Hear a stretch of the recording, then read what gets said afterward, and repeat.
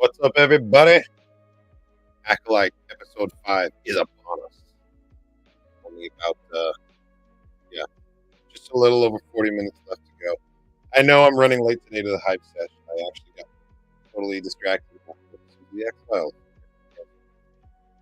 but happy to be here now.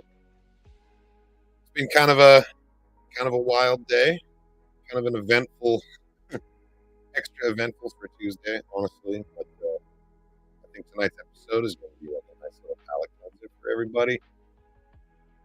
I'm really hoping we get the continuation of where episode 4 left off, and we just start out with Smilo Ram versus Saul versus all those Jedi just throwing down.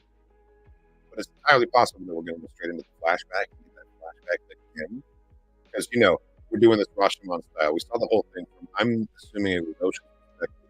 Next time we're going to see it from May's perspective would be my guess. That could also be tonight.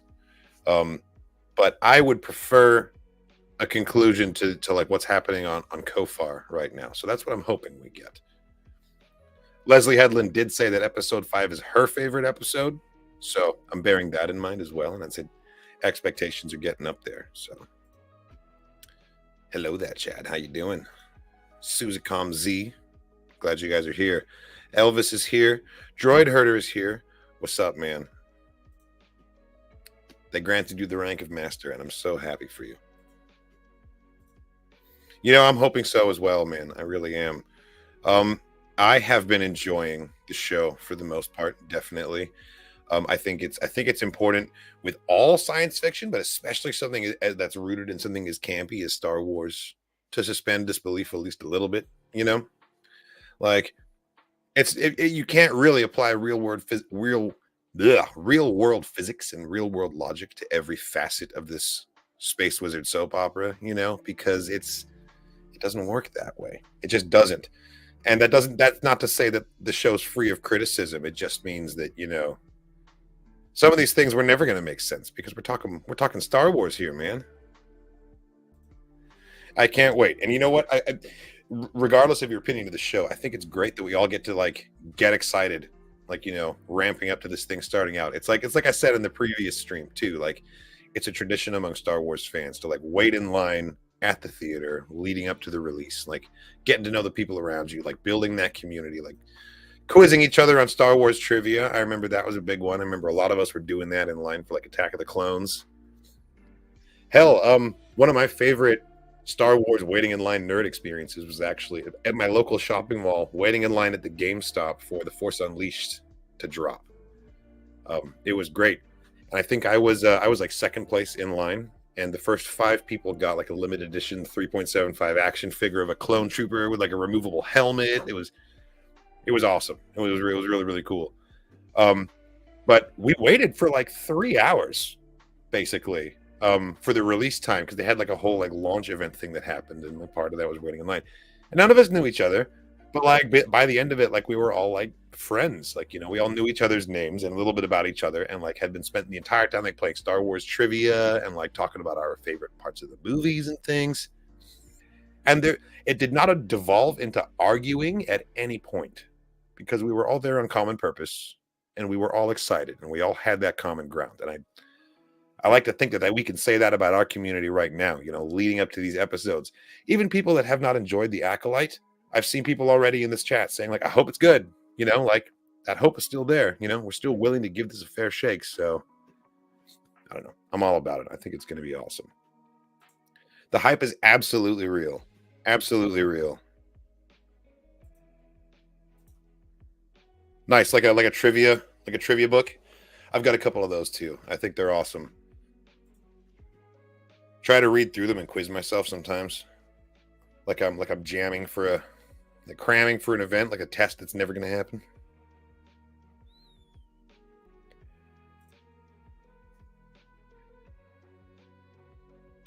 Same, man. Honestly, before I started creating content and putting myself out there on YouTube and stuff, one of the main reasons why I did that was because I was the one Star Wars nerd in the friend group, other people casually were into it, but no one could really nerd out with me on my level. So I was kind of isolated in that way. And so I started watching reaction videos, and then I like sort of like got that connection vicariously through seeing other nerds say the same things that I would say. And like, yeah, it's like having long distance friends that like don't really know each other, but they have like, they're doing the same stuff, thinking the same things, and they might as well be in that same conversation. And so that's why I started doing it. And now I feel connected to all these other people that are like on the same level of ridiculous nerddom about this that I am. And like, we're all connected now, you know? And so that's an awesome thing.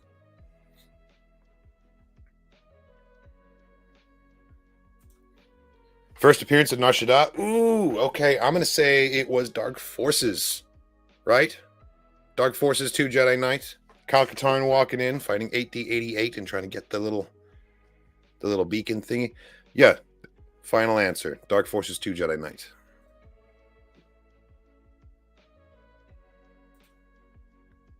Yeah, it was a happy time, right? And I don't think it's lost to the ages. I think we can recapture that, at least certain flavors, certain aspects of that in the future as well. Hey, mate, always enjoyed your positive outlook. Have more hardcore Star Wars mates around me, but never hardcore about Star Wars. Yeah, that's exactly how I feel, man. Like, absolutely. Well, you got a mate over here, for sure. Absolutely. Please, don't leave me hanging. If we do get answers through a flashback, I'm sure it'll be very rewarding, and I'm sure I'll have a great time, but, like, I need it now. I got to see that resolution. And speaking of which, I do have my prediction for the episode is all of those like background Jedi, everyone who accompanied on the mission who isn't Jeki, Saul, or Yord, they're done. They're done. That's why they're there, right? Because we have to establish Smilo Ren as a badass. And the easiest way to do that and like have there be stakes is to see him be killing Jedi left and right. Well, they're not going to kill our core 3 quite that easily, so I'm thinking everyone else, all the rest of their like away team, if you call it, they're all going to be dead. One of our core 3, either Yord or Jeki, not Saul, Yord or Jeki, is going to either lose a limb or be like maimed or disfigured in some way. But all 3 of them are going to survive, I think. A lot of people are thinking Saul's going to die because he did the whole like, you know, I'll tell you about your mother after the, you know, he pulled a Ned Stark, and we've seen this before. But I don't think he's going to die yet, because Saul's perspective is going to be crucial in the final true version of the flashback that we get. Because remember, we're doing this Rashomon style. So I think he can't die yet, because if crucial actions that he took are going to be revealed later, they wouldn't do that posthumously. You know what I mean? Like, I feel like they would do that while he's still alive, because then we can have a connection scene later where Osha talks about it with like, I know they're doing the same thing with Indara, posthumously showing us more things after she died, but like we never really met her. Saul's more of a central character. He has a more developed relationship with our lead, so I don't see them doing what they're doing with Indara with him, you know? Yeah, I really like Saul. I think he's great. I think he really epitomizes what it means to be a Jedi as well. I know, right? Enough Jedi to be red shirts. It used to be like the rarest thing in the galaxy to see a Jedi, and now it's like, oh, we got Jedi to spare. Yeah, we can kill a couple and we'll be fine. The High Republic didn't know how good they had it, man. I am too. I'm absolutely hyped for this episode. And I got some Oreos here. I finally found some of these things. I haven't opened it yet, and I don't know if it's going to be light side or dark side. Make a prediction for me. I want everyone in the chat to, like, what are we getting here? Use the Force, and this is your Bene Gesserit test. Tell me what color these are going to be. Are we light side or dark side? And I'm going to open it up in like 2 minutes. Already, I'm seeing a split. Look at this. We're dark. We're light. We're light. We're dark again. Perfectly balanced, as all things should be. The dork side. Here's the correct answer. Chadmiral knows what he's talking about. The light side. The power of one Oreo. Dark side. Light side. Dark side. We're seriously just going back and forth. Okay. A lot of dark side in here. Oh, okay. Curvin feels the light. Bendu colors. Man, what the hell are Bendu colors? He wears black and white. Those are like his favorite like things. So just Oreos. Normal Oreos are Bendu colors, I guess. It's the one in the middle, right? Dark, dark, dark. Gray. If your Oreos are gray, get a refund. That means they've gone bad. Dark, dark, dark. Light, light. Okay, so it looks like we got more darks, but I feel like the light is more passionate. So, and there are more of us, you know? So we're going to see here. The power of many Oreos. We call that a stomach ache. And believe me, I have experienced that more than once. Okay. Moment of truth here. Moment of truth. Light or dark?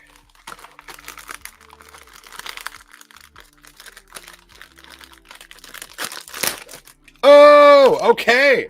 Okay. For the light side. Look at this. Look at this. We're on the light side today. This is the third pack of these that I've opened over the last 2 weeks. And this is the first light side pack I've gotten. I've been all dark side. So now there's conflict in me, I think is what that means. Like now I'm kind of lost and directionless. I'm like, am I dark side or am I light? I'm going to have to do some soul searching. Thank you, Oreos, for that. But we're going light side today. So I dig it. Do light side Oreos count as a light snack?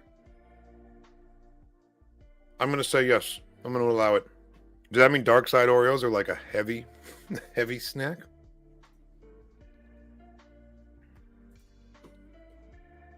I feel like such a fool. Why didn't I should have done that. I could have made that happen, but I didn't.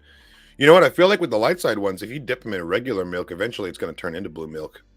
Just from like the transfer. Because that's definitely just like some blue dye in there, you know?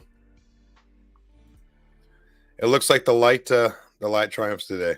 Oh my God, you're right. There are people on the cookie, aren't there? Is there anything left? I think it's Luke. I think that's here. Let me refocus the camera here. Oh my goodness. He's still alive. We can save him.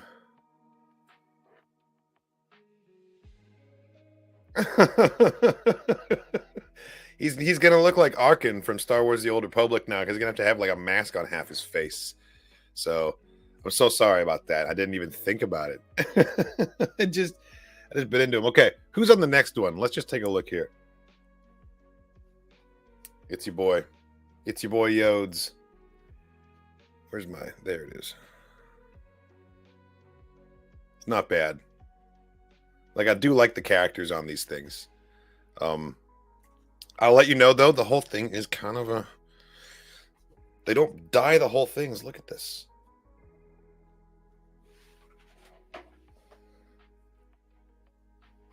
It's not blue through and through, right? Oh, shit, I just lost the top. But look at that. They only dye the edges, and the middle is just normal Oreo. Exposed. Revealed right here. I learned that from the red ones because I had a Darth Maul one and I was like, oh, look at this, I'm gonna split him in half, you know, the whole joke. And then I was like, what the hell is this? It's white in the middle. So lies, deceptions. Every day, more Oreos. Power of many, right there. We are 10 minutes to lift off. Throw me some last ditch predictions here before we go. We're at a crossroads here. Are we going to get a conclusion to the fight, or are we going to get a flashback? That's the $1 million question, right? But within that, are we going to get the identity of Smiler Ren in this episode, presuming that we take this fork in the road here and we actually get the fight? Is it Chimere? Is that too obvious? I've been thinking it's Chimere the whole show, but last episode was they laid it on thick, you know? He was so manipulative. The way he name dropped Saul just for May's reaction and then like acted like he didn't know. Like, it's too obvious that he's hiding his true nature. The question is, like, is he actually Smilo? Some people have been suggesting that maybe Smilo is Chimere, but that's not even the twist. The twist is that he's not the master, he's the apprentice. Because the Acolyte, an Acolyte is the apprentice's apprentice, you know, goes master, apprentice, Acolyte. So if May is an Acolyte, that makes her master an apprentice. And who's the master of that? And that could be someone else that we know. And that, I think, would be a massive twist. I had Sawyer on the podcast last night on Dork Forces, and we were talking about this. And she suggested that Saul was like the evil master behind it all. I couldn't even stomach that theory. That would devastate me. I think Saul is so good. I feel like if he was revealed to be evil like that, that would be such a gut punch. I don't think that I wouldn't be happy with that. It would be some great storytelling because I definitely would be shocked. But like, I just want Saul to be happy. I just want him to survive, man. Agreed. That's what I'm saying. I really think that it is Chimere. But, well, because if not Chimere, then who then? You know? That's the way that I'm kind of leaning at this point. Something else that I didn't notice at first, by the way, is that in rewatching it, I caught it in the vision in the beginning. When Osha sees her sister as a little kid, her eyes turn black at the end of the vision. And at the time, I was like, ooh, okay, like creepy effect, whatever. But then when it happens to Torben, it's totally the witch's mind control. So witch mind control is happening in that vision. And I feel like that leads me to my other theory that I had that May either didn't start the fire or was manipulated into it. And now I'm thinking, what if she was straight up just mind controlled into doing what she did? You know? And by that same vein, the Jedi possibly aren't responsible for killing those witches. But what if one of them did kill the witches while mind controlled by, let's say, Mother Coral, because she's the only one whose body we never saw, right? So that is possibly also a theory, I think. Absolutely a reach. Oh, yeah, no, I won't deny that. It is absolutely a reach. That's what it seems like. And I'm thinking that is why Torben has the scars on his face, is because of Kel Naka. And I also think that it's kind of cool. I don't know. We kind of got a confirmation in that last episode. They referred to it as his posting. They said that he was posted on Kofar. So it's not like he like just went AWOL and lived in this weird little shack. Like he was there on business. But it makes me think of Knights of the Old Republic and the Wookiee. It's Zalbar's dad, I think, right? Who uses his claws in anger, and then he gets like banished basically for doing that because that's like sacrilegious for Wookiees to use their claws like that against a person. And I thought, what if they brought that back a little bit? And like after being, even though he was mind controlled, the fact that he was willing to do that to Torben made him outcast, or like it was like a self-imposed outcast because of his Wookiee culture, and so he went off into the. It was his brother? Oh, that's right. It was his brother, not his father. Wouldn't surprise me if Saul is suddenly the villain because of Lee Jung-jae's acting skill is so good for protagonist and villain. You know, I never saw Squid Game, and this is actually the first thing I've ever seen him in, and I am blown away. I know that he is a superstar in his home country, and honestly, within a couple scenes, I was like, oh yeah, I get it. Yeah, this guy's obviously like superstar level. Like I can tell already. I don't need to have seen his other films. Like he's bringing it right here and right now. So yes, if he became the villain, I think he absolutely has the chops for it. I just don't want it to be true, man. I look up to him too much. I think he's too good. What's this? It's out? Is it really out? Let me check on Disney Plus right now. Right now. Oh shit. Oh shit. This is not a drill. This is not a drill. The episode is out. So I am going to hit up Bendu and get him in here earlier, and we're going to start our reaction right freaking now. Stay tuned. The full-length reaction will be up on Patreon very soon. The highlight reel will be on YouTube, as you know. This has been an awesome Hype Chamber session. Thank you very much for joining me. Let's go watch The Acolyte and see what happens.